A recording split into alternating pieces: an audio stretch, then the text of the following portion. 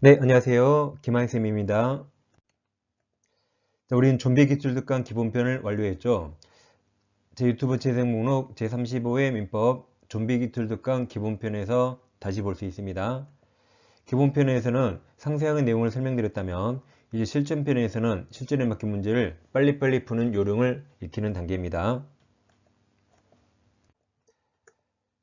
이 시간에는 실전편 제10강 진행합니다. 자, 문제집 38페이지부터 보겠습니다. 자, 지금 데일리를 계속하고 있어요.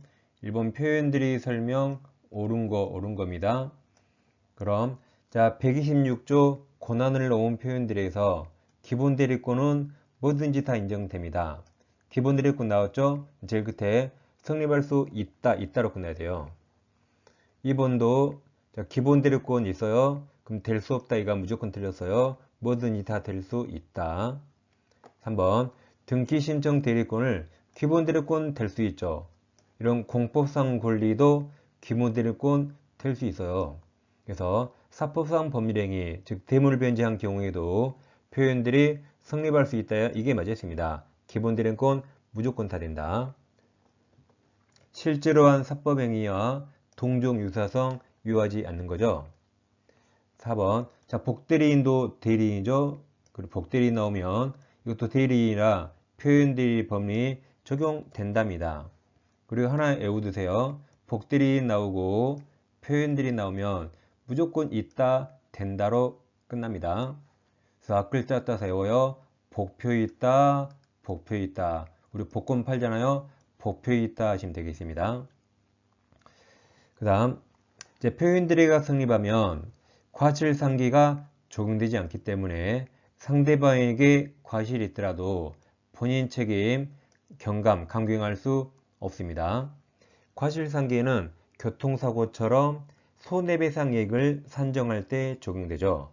근데 표현들이가 성립하면 손해배상하는 게 아닙니다. 무권대리를 이행하는 거라 그때는 과실상계 적용되지 않습니다. 따라서 상대방에게 과실이 있더라도 과실상계 안 해요. 그러니까 본인은 무권대리 행위를 전적인 책임져야 되고 본인 책임 감경하지 않습니다. 자, 이번 대리 문제 옳은 거죠? 약간 종합 문제네요. 1번 자, 이무대리는 본인이 승낙 얻어서 복대리는 선임할 수 있죠. 그럼 자, 선임했으니까 선임을 잘해야겠죠. 선임이나 감독에 관한 본인에게 책임집니다. 2번 이무대리인이 본인 소유 미등기 부동산에 자, 보존 등기 하는 것은 특별한 수건 필요 없어요.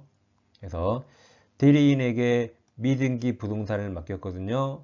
그럼 이것은 보존 등기는 본인에게 특별한 수건 필요 없어도 이 정도는 보존행위로 할 수 있습니다.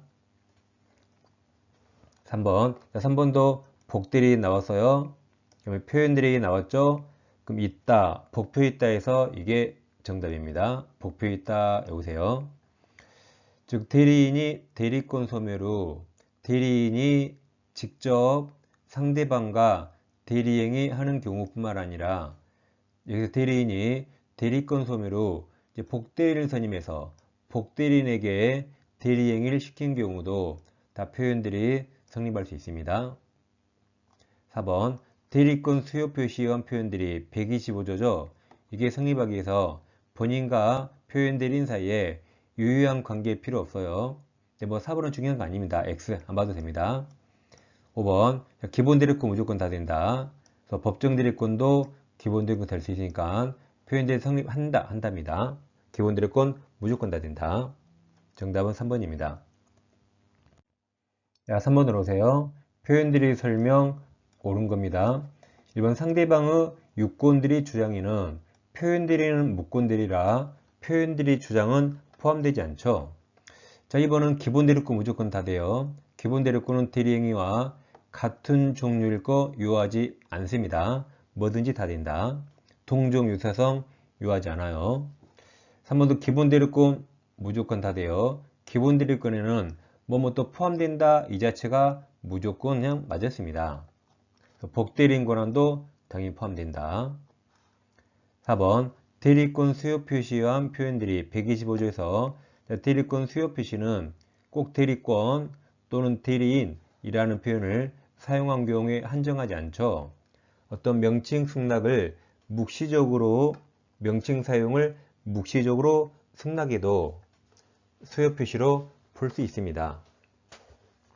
5번 대리권 소멸의 표현들이 인정되고 그 표현들의 권한을 넘었죠? 넘으면 권한을 넘은 표현들이 성립할 수 있습니다. 즉 129조 표현 대리권이 기본 대리권이 되어서 권한을 넘으면 126조 권한을 넘은 표현들이 성립할 수 있습니다. 정답은 3번입니다. 자, 4번 사례입니다. 자, 갑은 을에게 자신 X토지에 관한 담보권이죠. 담보권 설정 대리권만 수여했으나 을은 X토지를 B에게 매도해 있습니다. 자, 그럼 우리 실제로 한 게 담보권 설정입니까? 매매입니까? 우리 실제로 한 게 매매죠. 그럼 을은 매매할 권한 있나요? 없으니까 이게 무권들입니다. 옳은 걸 물어봤습니다. 1번 표현대리 성립은 누가 주장하죠? 이건 상대방 병이 주장하죠. 을은 주장할 수 없습니다. 이번 표현대리가 성립한다면 자, 과실상계에 적용 안 돼요. 따라서 본인 책임 경감할 수 없습니다. 자, 3번은 제일 끝에 처리할 수 있는가? 그럼 선처리 선의만 가능하죠. 자, 병이 알았잖아요. 그럼 처리할 수 없습니다. 선의만 가능합니다.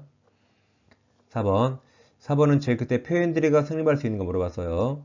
그럼 X토지가 토지거래 허가구역 내에 있는 경우 토지거래 허가를 받지 못해 계약이 확정적 무효가 되면 자, 토지거래 허가 규정은 효력 규정으로서 이 무효는 강행규정 위반 무효가 됩니다.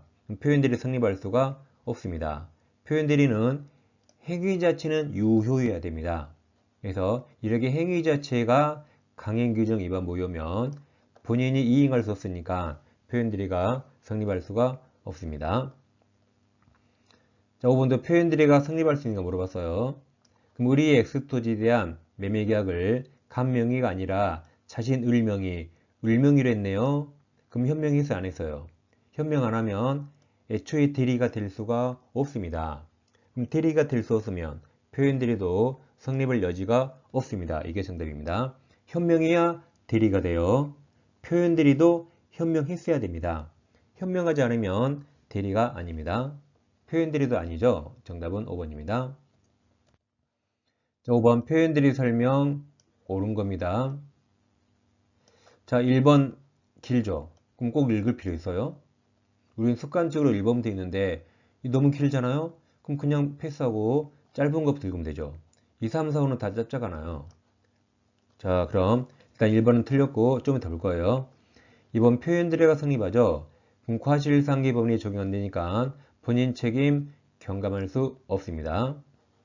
다음 기본 대리권 무조건 다 돼요. 성립할 수 있다 무조건 있다로 끝납니다.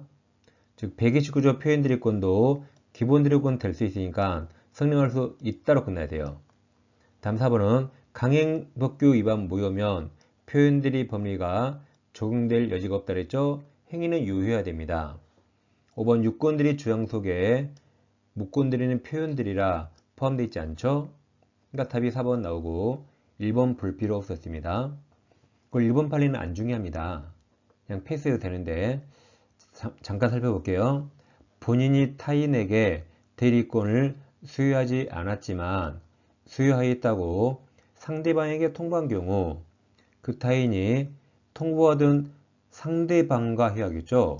상대방 외의자와 본인을 대리하여 행위하는 때 이땐 표현대리가 적용될 수가 없죠. 당연히 통보받은 상대방과 해야겠죠. 정답은 4번입니다. 6번 권한을 놓은 표현들이 옳은 겁니다. 기본 대리권 무조건 다 돼요.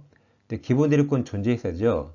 기본 대리권 처음부터 존재하지 않은 경우에는 표현대리가 될 수가 없습니다.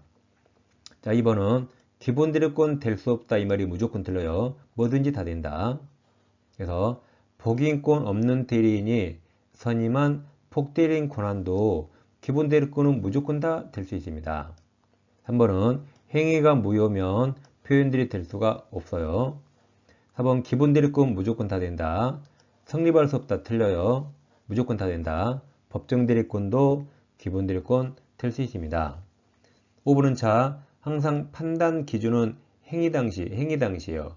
그럼 이건 대리니까 대리 행위 당시. 그래서 앞에 대리 행위 당시 맞았어요. 뭐든지 판단시는 법률 행위 당시, 대리 행위 당시입니다. 그래서 5번이 정답입니다. 5번 자세히 봐보면 상대방이 대리인에게 권한이 있다고 믿을 만한 정당한 이유가 있는지 여부도 행위 당시에서 맞았습니다. 자, 35위 민법규제 두 종류가 있어요. 합격서 요약집 이미 한 번에 끝내는 이론 강의 완료했습니다. 지금 진행하는 준비기치료 있죠. 두 권을 동시에 구입하시면 할인 혜택이 있습니다. 아래 계좌번호 입금하시고 핸드폰 문자로 4가지를 정확히 적어주세요. 특히 과목도 민법이라고 꼭 적으시고 교재명까지 정확히 적어주면 감사하겠습니다. 자, 오늘 하신 내용을 자세히 공부하시려면 왼쪽 영상 보시면 기본편 10강을 자세히 공부할 수 있습니다. 다음 중개사법 이론 강의도 시간 날 때마다 틈틈이 계속 반복해 주세요. 자, 저는 다음 시간에 뵙겠습니다. 감사합니다.